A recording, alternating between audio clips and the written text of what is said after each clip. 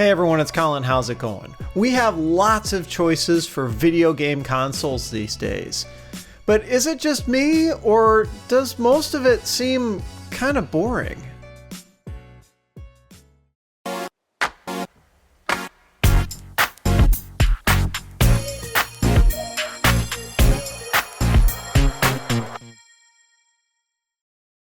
I think it goes without saying that we're living in an era where we have access to the most powerful and flexible gaming options than ever before. Games can just play so well on all the modern hardware that we have available to us, whether that be on a console or on a PC.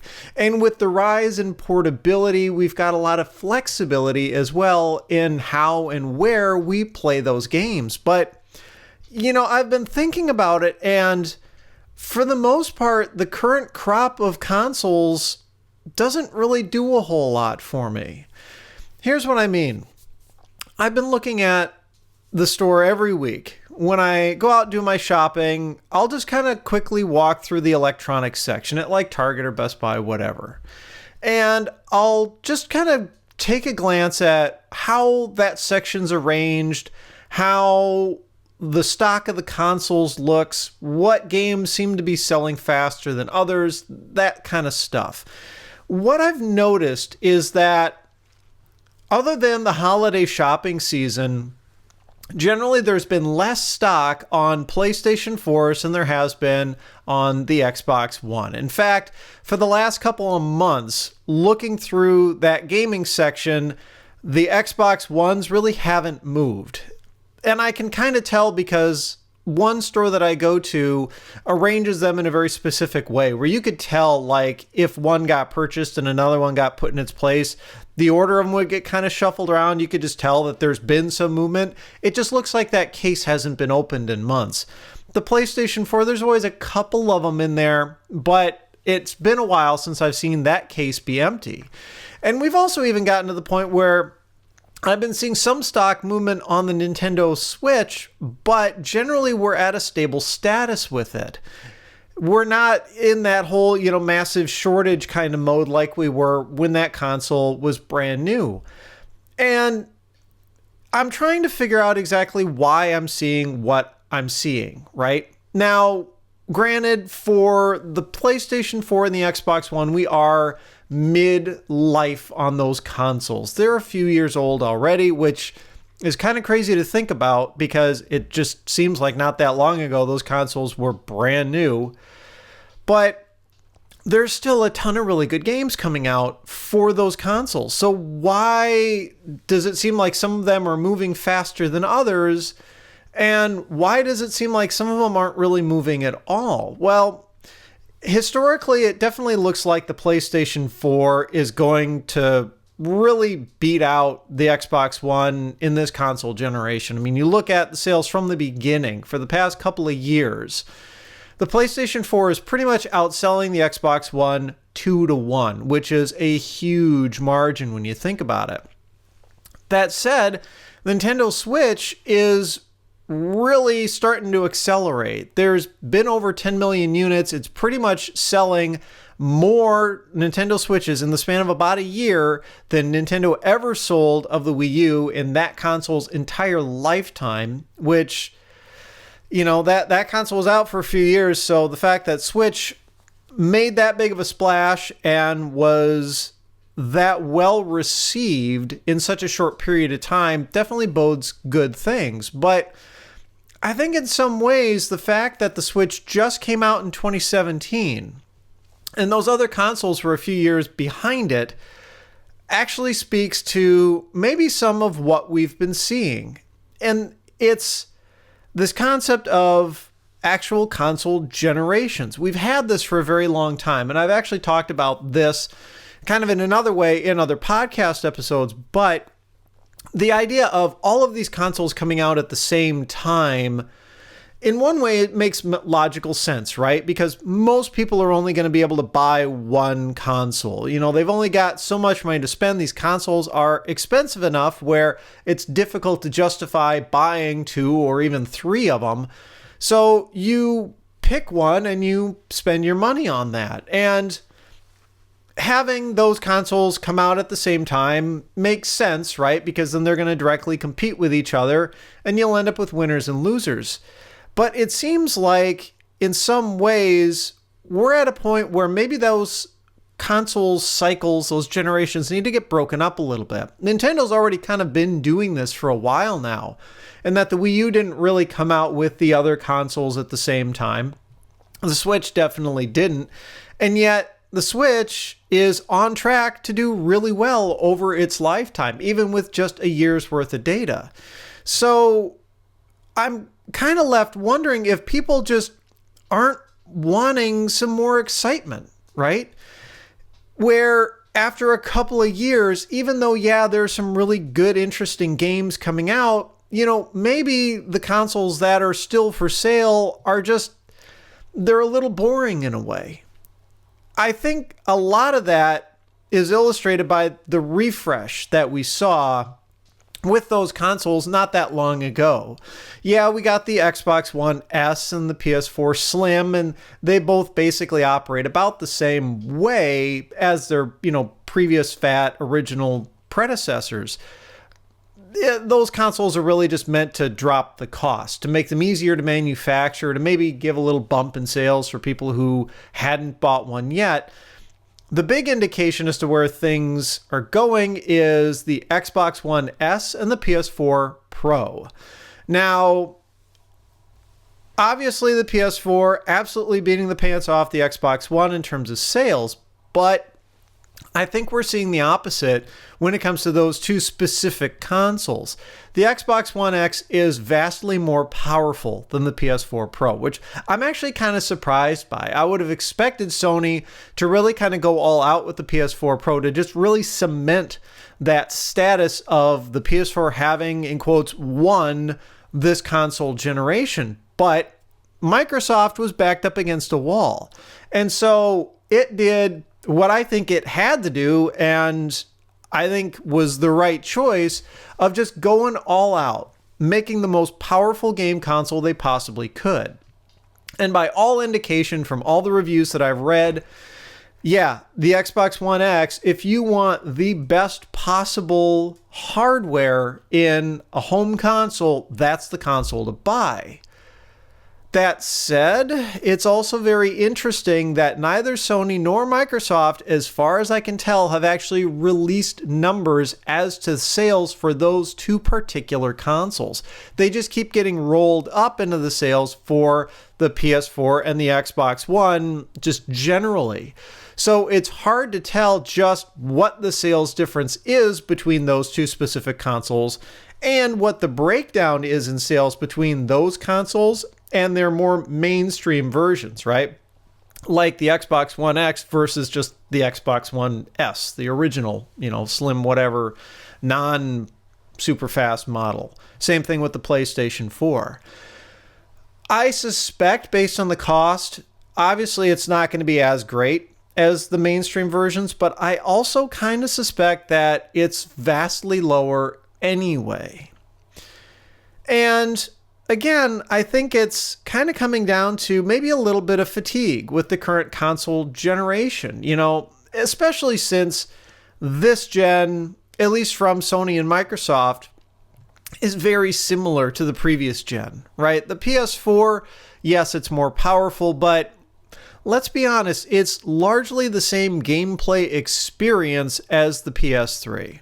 Same thing on the Xbox side, right? The Xbox One X and the Xbox One S, yes, they are more powerful consoles than the Xbox 360, but it's, again, a very similar experience. Neither of those two consoles in this gen did anything dramatically newer or better or innovative than their predecessors. It was really just a spec and performance bump is all we've been seeing out of them, plus some minor things like some limited backwards compatibility, stuff like that. Nice to have, but not necessarily console seller features.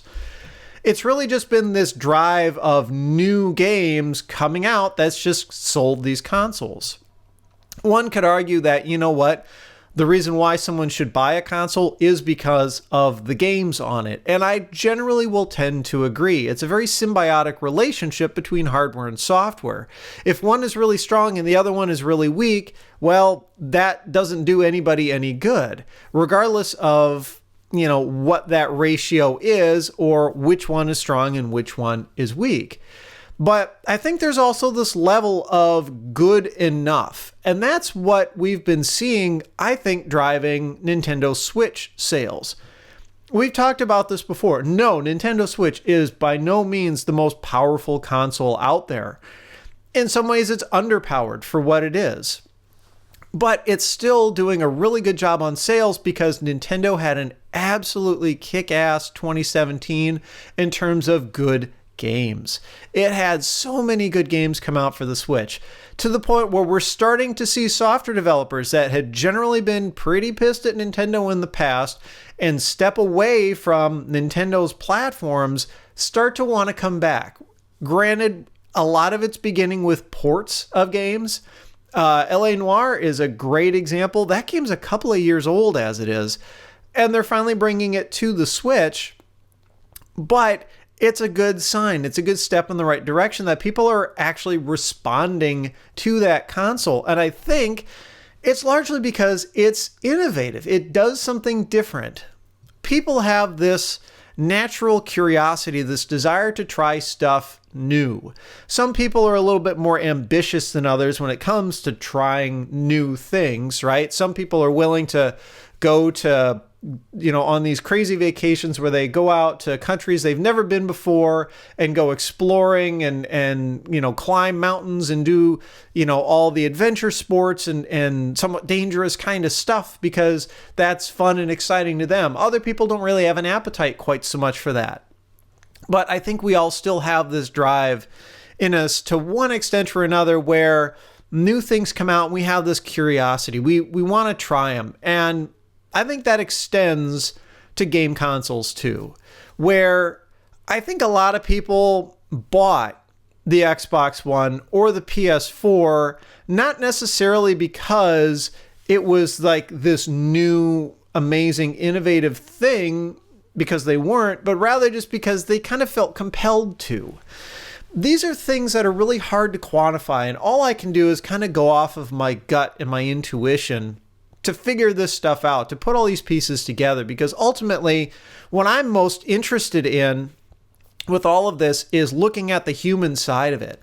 Yeah, I love the technology. I love the innovation and all that. It's very interesting and it feeds kind of the technical side of my mind. But at the same time, how does it fit in with human society is really curious and really interesting to me. It's something that I kind of come back to with a lot of the different stories that I tell in the videos I create for this channel. So as much as we could ponder, well, the PlayStation 4 did better in sales because of this technical feature over the Xbox One or something like that, a lot of it I think just comes down to public perception and reception of the consoles when they came out. Both of them, I don't think really did a whole lot of new stuff. So people really just went with where were the games. And obviously Sony's had a much better time securing some unique games and some exclusive games for its platforms. And I think that's one of the reasons why Microsoft has been hurting really bad. And that was a big question for Nintendo with the Switch starting out was, okay, yeah, so the Switch is going to launch and it's this new innovative thing. Okay, the console's a bit underpowered compared to its competition, but who else is going to come out with titles for it other than Nintendo, right? I mean, really the system seller when that console first came out was Breath of the Wild. That's a Nintendo title. The next game that came out to really help keep that console moving was Mario Kart 8 Deluxe. That's another Nintendo title. And then I think the current system seller is Super Mario Odyssey, yet another Nintendo title. But it shows that there is some strength, there is some growth in that console. And that's what I think the software developers were really just looking for in order to make that decision, you know what, they were going to jump into it, that they wanted to give Nintendo another chance, because I think during the Wii U era, third-party devs, for the most part, kind of wrote Nintendo out. Now, what also helps is a more welcoming approach to indie games, and I think indie games are the one thing that can really help Microsoft in particular. Generally, Sony's been good about having lots of indie games on the PlayStation Store and giving some of them away as part of PS Plus. I think that's going to be a bigger and bigger thing for Microsoft going forward to help really kind of set the Xbox One apart, to get people out of this kind of slump that I feel that we're kind of in, where people just look at the console and go, yeah, okay, it's a good console, I guess, but where are the games, And yeah, I'm not going to say that there haven't been exclusive titles for the Xbox One. There certainly have, but I think it's generally accepted that the PS4 has had more of them. And that's kind of helped cement its status as being the leader in console sales for this generation. But there are definitely things Microsoft can do to catch up. Now, if you've watched this channel for a while, you know that I'm probably a bigger fan of the PlayStation platform than I am of the Xbox platform. I just happen to like the better variety of games that the PlayStation 4 offers, and the way Sony has handled the console, it's tended to be a little bit more consumer friendly, especially in light of when the PS4 and the Xbox One were announced.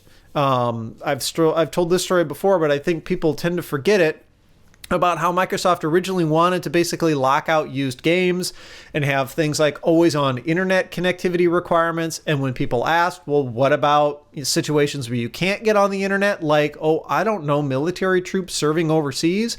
And Microsoft said, well, we've always got the Xbox 360. That was a slap in the face. And then to have Sony come out and go, oh yeah, we're not going to do any of that stuff. That was a big relief to a lot of people. And again, we kind of come back to that whole human angle part of it. I'm not going to, however, say that Microsoft's consoles are bad. In fact, I own one of each of them. I've got an original Xbox, I've got an Xbox 360, and I have an Xbox One. And they definitely have their own strengths.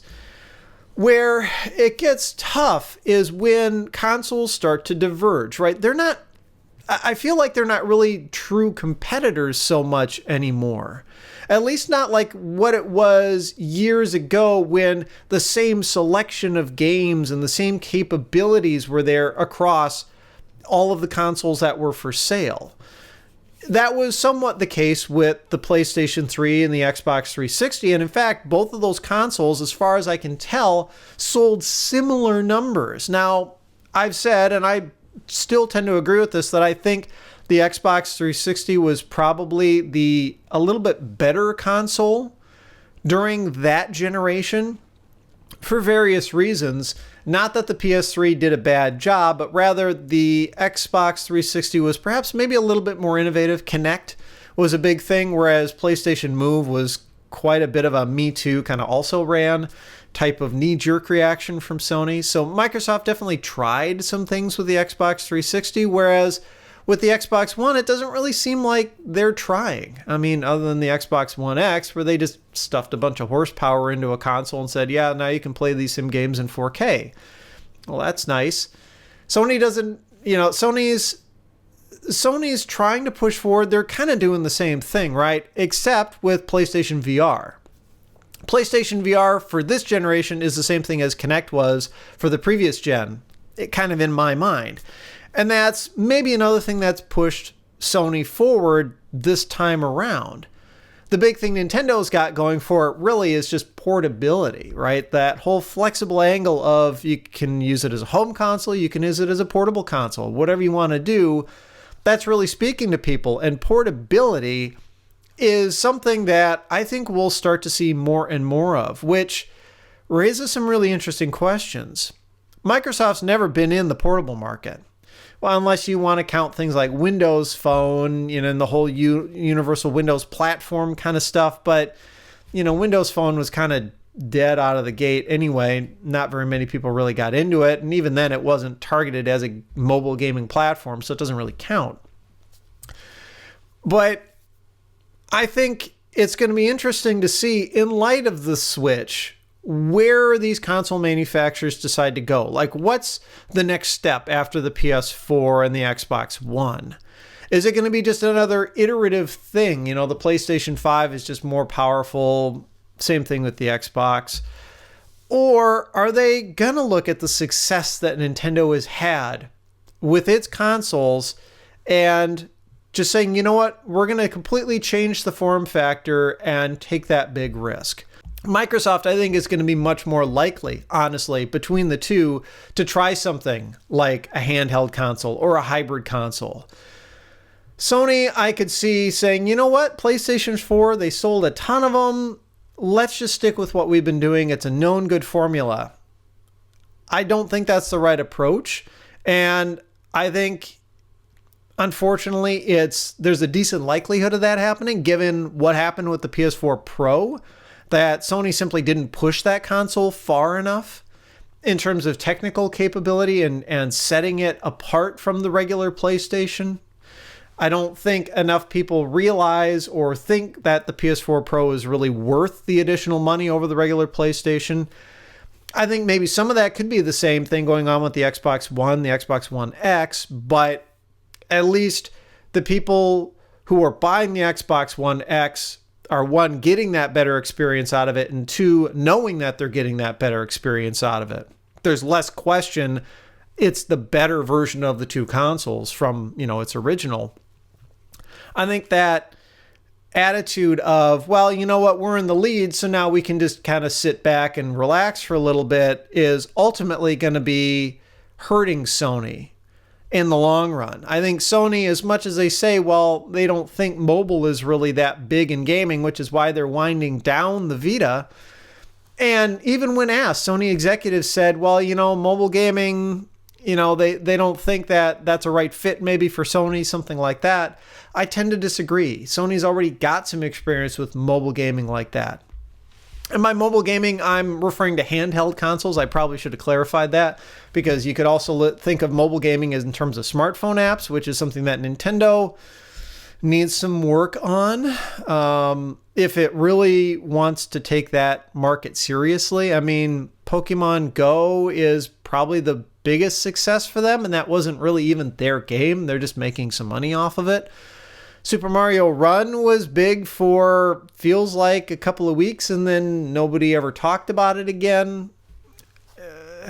We'll see where that goes, but for handhelds, that kind of mobile gaming, because Microsoft's back is still kind of up against the wall, it's almost guaranteed going to end this console generation sales at about that, selling half as many as Sony kind of mark. I think Microsoft, if it hasn't already, probably will start thinking in terms of, let's do something innovative. Let's not necessarily directly compete against Sony. Let's not, try to be on the same level as them. And if they, ratchet it up a notch, we have to ratchet ours up that same kind of notch so that they are direct competitors. I think that Microsoft is going to go a different direction. Will they consider Nintendo a competitor? I'm not sure. I don't think Sony or Microsoft really seriously considers Nintendo a competitor anymore.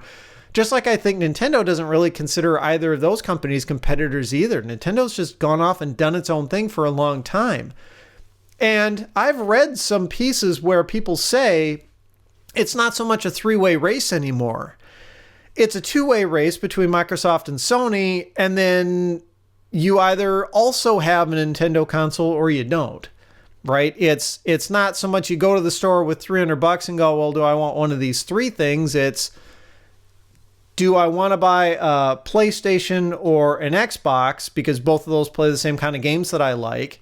And then once that's out of the way, you wonder, well, the Switch seems kind of interesting too.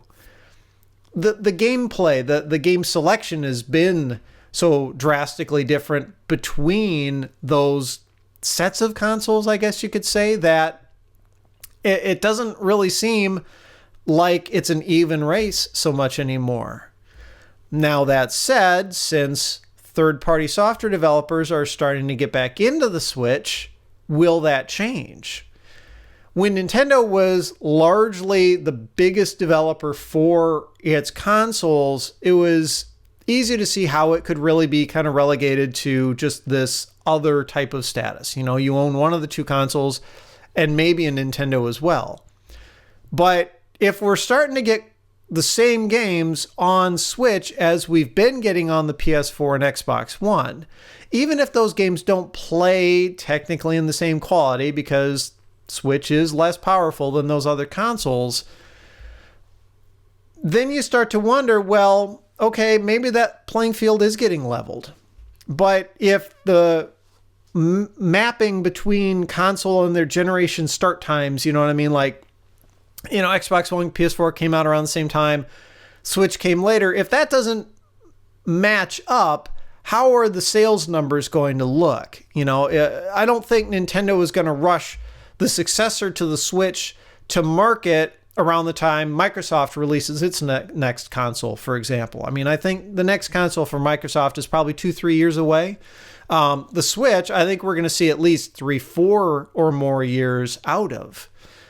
But we're also in this iterative pattern where who knows if Sony is gonna, you know, maybe bump the PlayStation 4 yet again, maybe come out with a super PS4 Pro that eclipses the Xbox One X, and Nintendo doesn't do some sort of spec bump to the Switch. You know, maybe they're able to stick a faster processor, better graphics in the same size and shape of console and maybe extract a little bit better battery life, something like that.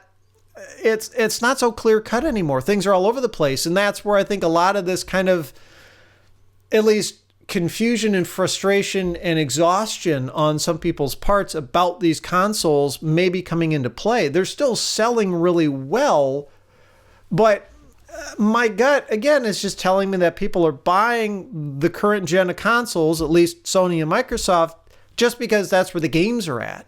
If the current games are still being released, maybe for the PS3 or the Xbox 360, I think a decent number of people, not all of them by any means, but a decent number of people would still buy them for it.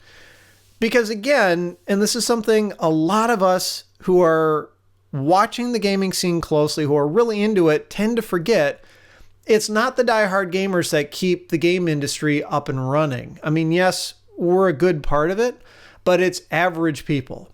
It's people who don't necessarily know or immediately understand the differences between the Xbox One and the Xbox One X.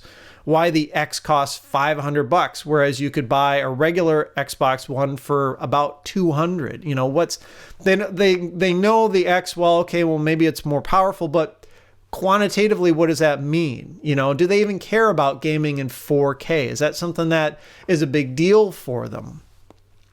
I think there's a lot of confusion out there amongst the general consumer market around some of these things. So that's, I think, driving a lot of this. Will we break out of this? Perhaps, if we can get Sony and Microsoft to maybe take a fresh look at their console approach and actually look at Nintendo and go, you know, the Switch has done really well. And one of the reasons why it's done really well is because, one, it's got some really, really good games to it. But two, because the portability angle works and people like it, which definitely seems to be the case. Well, you know, maybe they'll both do something really innovative and get us out of this iterative kind of cycle, this just minor spec bump kind of battle that we've been in for the last several years. I'm a big fan of competition, and I think it goes in multiple ways, right? It's part of its software. Can you come up with a really compelling, interesting title, which I think the indie developers are absolutely rocking on for the past several years. Indie games really, I think, are what's pushing this industry forward from a software standpoint. Coming up with just really fun and different ways to play games, new themes, maybe taking old concepts and freshening them up or spinning them in different ways. seem to really captivate people. And especially since a lot of those games, the price is right. You know, when the game is 10, 20 bucks, it's easier to justify just picking it up on a whim, even if the game itself is maybe shorter or simpler gameplay, perhaps a little less polished, whatever. It gets people, I feel, a little more fired up to play the games than, okay, well, you know, it's the next racing game that just came out, and okay, there's some new cars in it and some new tracks, but it's ultimately the same experience. Or, oh, okay, a new first-person shooter came out, and, you know, it's got new guns and new maps and new strategies, but it's still ultimately you're running around and shooting stuff and blowing it up. I mean, yeah, that can be fun, but it gets a little stale. So I'm just hoping that as much innovation as we've started to see on the software side, we'll catch up with as well on the hardware side. And all of it will come together to really push gaming to the next level, because competition is really what'll get us there. You know, competition between, say, Sony and Microsoft, Nintendo is what's going to drive that hardware innovation and the way that the games are physically played. Competition between the big established, you know, really well-funded studios and all these indie devs who are writing games, you know, in their basements in their free time. That's what's also going to drive software innovation forward. It's all really beneficial, and just getting stuck doesn't help anybody. I feel there could be also a little bit of frustration on the part of PC gamers, not to leave them out. They've seen the same thing going on the software front for quite a while now, but hardware innovation, I think, is a little bit of a different issue, but it's the same kind of struggle. Not that we haven't seen innovation in terms of PC gaming. The current crop of video cards is fantastic. I'm a big fan of the current NVIDIA cards just because they are super powerful. They represent a really, really good value. The big frustration is you can't buy any of them right now, all because of cryptocurrency. I've seen photos and heard stories of people going to places like Fry's Electronics, and they go to the section where they've got all the shelves of video cards, and the shelves are just empty, completely empty. You go and try and buy a halfway decent video card online, and the prices are insane, all because they've been getting snatched up by people wanting to do cryptocurrency. And I don't know where that's going to end, simply because it's not like there's one cryptocurrency and we'll see the bubble burst on it, and then people will stop buying video cards and suddenly the prices will come back down and, you know, be reasonable again. There's nothing stopping people from creating new cryptocurrencies and trying to drum up enthusiasm for them. And the earlier you get into a cryptocurrency, the easier it is generally to mine for those, you know, those coins or whatever their denomination is called. So it's just going to be this continued kind of grind, I think, for a while about people buying video cards to use to try and get free money, I guess. So I can totally see that as being a major frustration on the part of the PC gamers. It's a completely different kind of frustration, but I think in some ways it echoes some of the sentiments that we've been seeing out of the console game industry.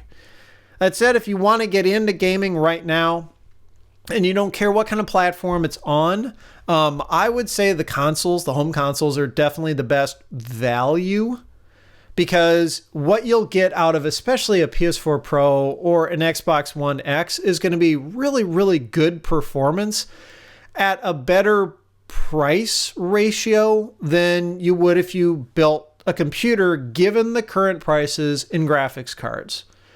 Not to say that PC gaming is bad, not to say that PC gaming can't be a good value, because it definitely can, but right now, with where these component costs are, I think consoles have the upper hand.